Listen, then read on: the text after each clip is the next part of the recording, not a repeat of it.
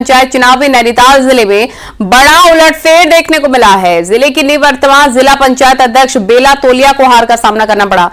बेला तोलिया को बीजेपी ने हल्द्वानी की रामड़ी आन सीट से अपना अधिकृत प्रत्याशी बनाया था। उन्हें बीजेपी के ही जिला मंत्री प्रमोद बोरा को पत्नी छवि कांडपाल बोरा ने चुनाव हरा दिया। लेकिन खास बात यह है कि बीजेपी कैंडिडेट को हराने के बाद छवि ने भी खुद को बीजेपी का निष्ठावान कार्यकर्ता घोषित कर दिया।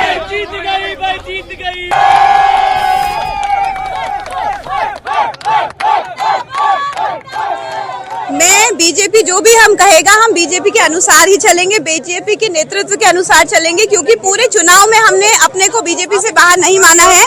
और आगे भी जैसा भी हमें जो पुष्कर सिंह धामी जी हैं, जो हमारे युवा मुख्यमंत्री हैं, यशस्वी मुख्यमंत्री हैं, वो जैसा मुझे निर्देशित करेंगे मैं उनके अनुसार ही चलूंगी।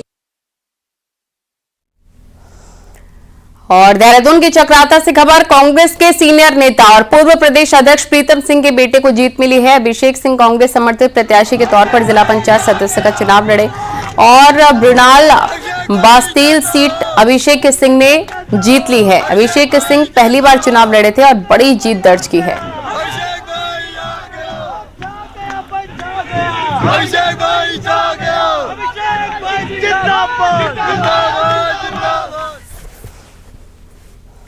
तो बागेश्वर के लक्ष्मण उर्फ लच्छू प्रदेश के सबसे छोटे कद के क्षेत्र पंचायत सदस्य बने हैं। बागेश्वर के गरुड़ ब्लॉक की गढ़खेत सीट से लक्ष्मण कुमार उर्फ लच्छू पहाड़ी ने बीडीसी चुनाव में शानदार जीत दर्ज की। उन्होंने अपने निकटतम प्रतिद्वंदी को 118 मतों से हराया। लच्छू को कुल 348 वोट मिले, जबकि कैलाश राम को 230, पप्पू लाल को 227 और प्रताप राम को 181 वोट मिले। कुमाऊनी फिल्मों में हास्य कलाकार के रूप में पहचान बना चुके लच्छू ने इस बार राजनीति में भी अपनी अलग छाप छोड़ी है। चुनाव प्रचार के दौरान उन्होंने पारंपरिक लोक शैली में संवाद कर जनता से सीधा जुड़ाव बनाया, जो उनकी जीत का अहम कारण रहा। मेरे को जनता का बहुत बहुत आशीर्वाद मिला। जयसर, गढ़खेत, यूनियन अमखार और पूरा जनता का सपोर्ट मिला। बहुत बहुत धन्यवाद। हाँ, ऐसे जो मेरे विपक्ष थे तीन, वो कह रहे थे वो तो इतना छोटा है कहाँ जा पाएगा, पर मैंने उन तीनों को ऐसा दौड़ाया कि मैं 300 वोटों से विजयी होके आया हूँ। और चमोली के गैरसैंण में उत्तराखंड की सबसे कम उम्र के प्रत्याशी ने ग्राम प्रधान पद पर जीत दर्ज कर ली है। यहां सारकोट गांव में 21 साल की प्रियंका नेगी ग्राम प्रधान चुनी गई हैं। सारकोट गांव को सीएम पुष्कर सिंह धामी ने गोद लिया और उसी गांव में सबसे कम उम्र की ग्राम प्रधान चुनी गई। राजनीतिक शास्त्री में ग्रेजुएट प्रियंका को राजनीतिक विरासत में मिली है। उनके पिता राजेंद्र नेगी 2 बार ग्राम प्रधान रह चुके हैं और अब प्रियंका ने जनता के लिए काम करने को प्राथमिकता बताया है।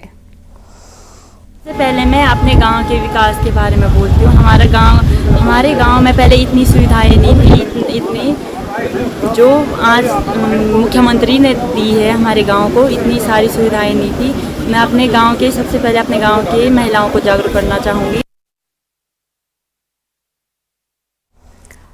पंचायत चुनाव के परिणाम सामने आने के बाद अब जिला पंचायत अध्यक्ष को लेकर कवायद तेज हो गई है। बीजेपी और कांग्रेस दोनों ही पार्टियां सदस्यों की गोलाबंदी में जुट गई हैं।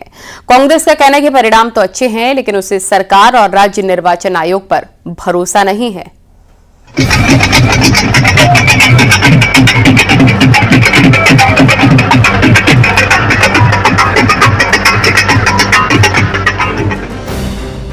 गुरुवार को मतगणना शुरू होते ही बीजेपी और कांग्रेस के रणनीतिकार गुणा भाग में जुट गए थे।